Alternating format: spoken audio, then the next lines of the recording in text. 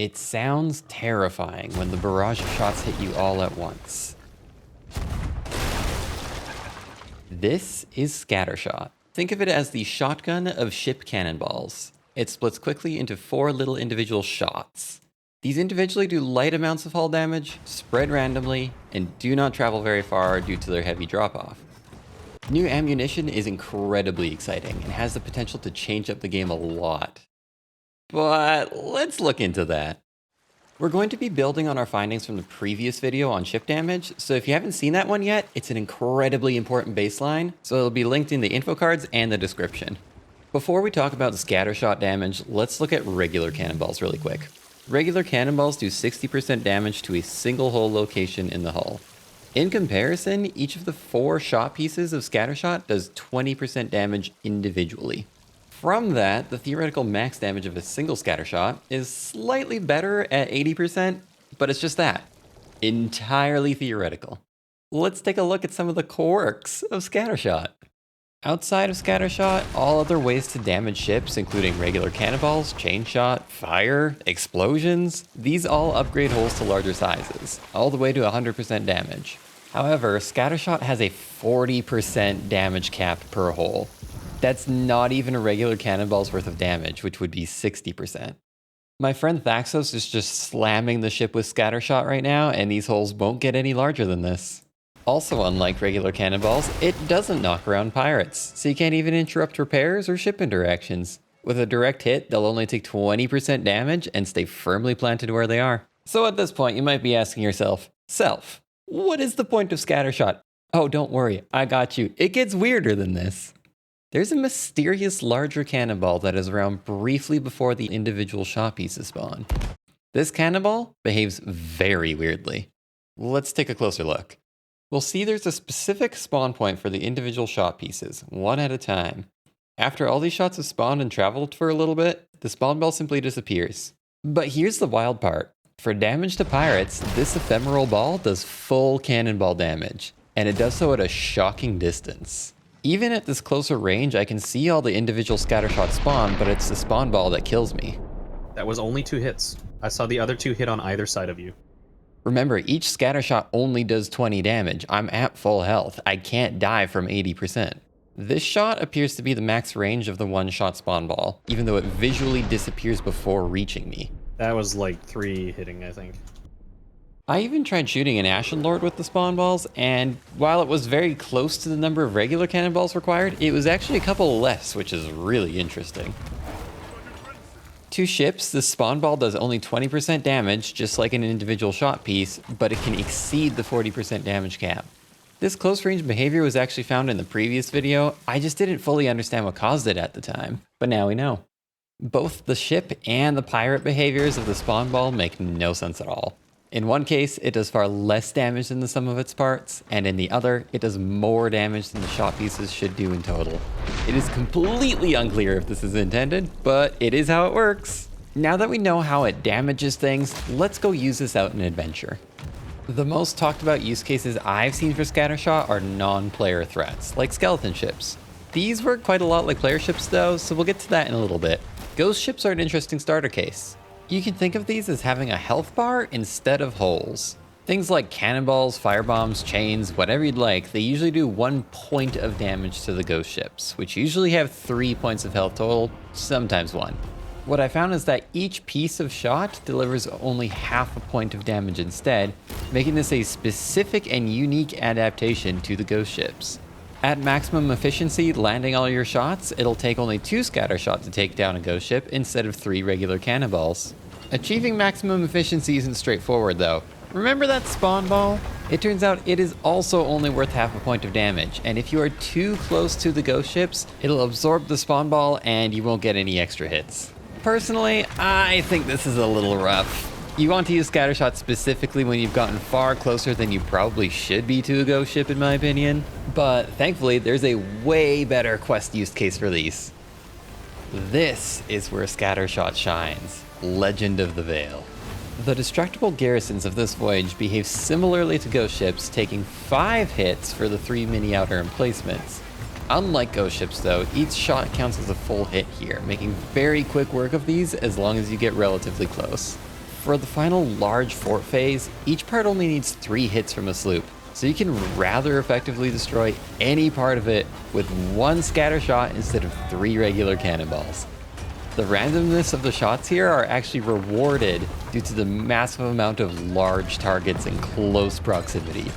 This is by far the most compelling usage of Scattershot. It only requires that you do a decently tight rotation of the fortress, which you should probably be doing anyways to make this quick and easy.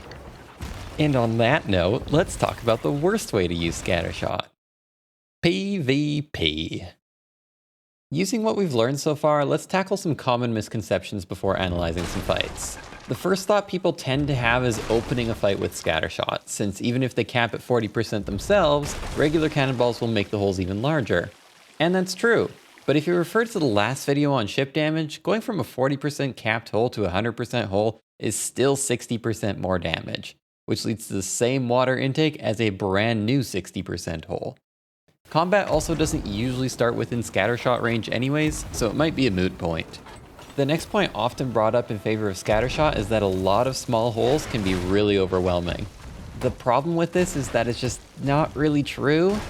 To demonstrate this, I got my wife and my friend to shoot me at the same time constantly with Scattershot. Keep in mind my sloop is the smallest possible target and some shots will miss, but this is 2 cannons constantly shooting at me. It takes about 41 seconds to get to the point that I'm somewhat concerned, and even then I can bucket down the water by myself since these 40% holes don't result in much water intake. I can even repair this by myself and recover. However, it's entirely different when those cannons start shooting regular cannonballs instead. This barrage not only causes larger holes that take on more water, but also knocks me around. At 28 seconds, I needed to start bucketing, and honestly, it's too much for me to keep up with this solo, and the ship is basically done for until my friend came and helped. With all this in mind, let's look at some real fights now. Like any good Galleon fight, I started by taking down their sails with chain shot. If we're going to be properly testing Scattershot, I'm going to use it when it makes more sense, so chains first. At this range, I can barely hit with Scattershot, but it's going to be incredibly wide and incredibly steep. As a result, the small amount that are actually hitting the ship are hitting the already down masts or just the top deck and causing no holes. So I needed to get closer to give Scattershot the best chance. The problem with that is I'm at much higher risk of being hit by a cannonball here, but we're going to continue anyways for science. On our first proper pass, we hit a few lower deck holes, but mostly mid deck and a little bit of top deck with a few pirates getting their health chipped away at. Mostly inconsequential, and I really need more lower deck holes to sink this galleon. I also got a lucky kill here, but it's just that, luck. I didn't aim for them, and they happened to be really low on health. After this, it's just a lot more of the same. Aiming at the ship, generally hitting somewhere, sometimes hitting the mast and doing no damage to the hull, sometimes hitting the hull, usually on the mid deck or the top deck and not really causing any holes that matter. I really need lower deck holes, and I really need to check if they have any lower deck holes. So around here is when I decide to board and check. A quick auditory check tells me that there's not any holes downstairs, and it looks like they're dry. They're doing fine, so quickly get rid of their bilge and get on over back to my ship. With a cheeky sword lunge kill for good measure. At this point, I was depending far too much on the luck feature of Scattershot and not getting anywhere with it, so I decided to switch to regular cannonballs finally. I'm taking care to aim for lower deck holes and spreading them along the whole length of the ship because I can actually aim these unlike Scattershot. And guess what? They sunk pretty quickly! As a bonus, I was able to shoot this salty pirate in the water as well. This isn't an isolated incident either. I fought a solo galleon and it went exactly the same way. I just lost the footage for that. It's not all bad for Scattershot though, and there are a couple situational uses for it. For example, I've been finding it somewhat useful against masts that I know are already weak, which gives me an okay chance of taking down the mast and doing a tiny bit of damage to the hull at the same time. It can also be useful on a highway when you have literally no other option to hit the ship. It's better than nothing, if only a little bit better. In realistic scenarios though, a lot of the shots do nothing. Some will miss, some will hit pirates for barely any damage and won't knock them off of repairs. Some will hit down masts and do no hull damage, and of the very few that hit the hull, they could hit a hole that's already at or above 40% and thus do no additional damage. The worst part of that is you just won't know if that happens. They're incredibly hard to keep track of. The biggest fault of Scattershot is that you can't aim it to do anything effective versus Cannonballs. You know what? Let's just celebrate Cannonballs. Let's have a little montage here. That should go down. It went down. Let's aim for the rigging. Got him. That's not allowed. Let's sink the rowboat really quick with all the loot. So they can't row it away. Bye-bye, rowy. They're in the water? Their friend is dead.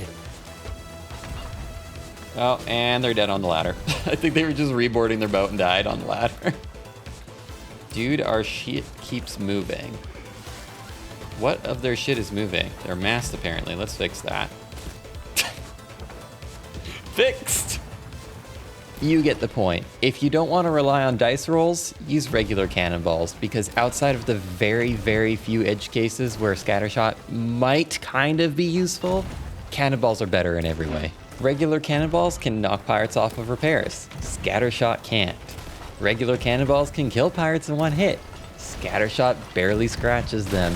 You can hit cannonballs at range with precise aim. You can't even aim Scattershot at close range.